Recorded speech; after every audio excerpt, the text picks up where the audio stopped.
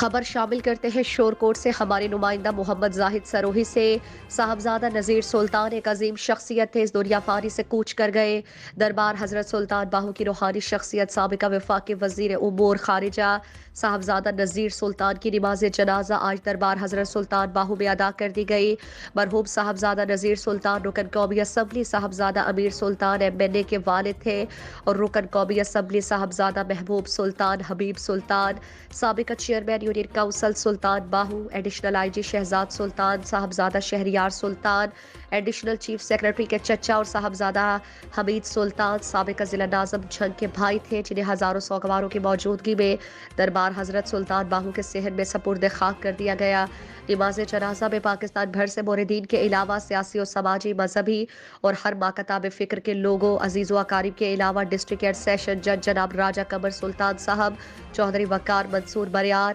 senior civil جج چودھری شاہد نیاز، commissioner Faisal آباد سرفراز فلکی، RPO Faisal آباد DC جھنگ ارشد بھٹی، DPO راشد ہدایت، PTI کے رہنما سابق وفاقی وزیر تعلیم شفقت محمود، چودھری ذکا اشرف، چیئرمین PCB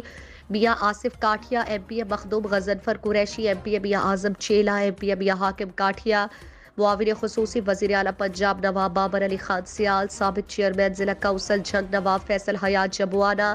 سابق MPA ڈاکٹر زید گجر، سمین گجر ایڈوکیٹ، چودھری طالب گجر، سابق MNA اکتوبر ٹیکسنگ ریاض فتیانہ، MNA میاں قمر حیات کاٹھیا، سابق MPA معاون خصوصی وزیر اعلیٰ پنجاب، صدر تحصیل پریس کلب شور کوٹ حاجی ناصر عباس جٹ،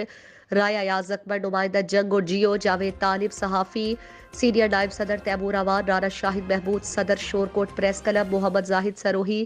رپورٹر مہر عبدالشکور سپرا،